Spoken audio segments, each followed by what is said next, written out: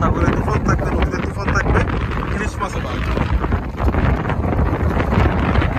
মাছ আইছে বলেছি, মাছ মাছ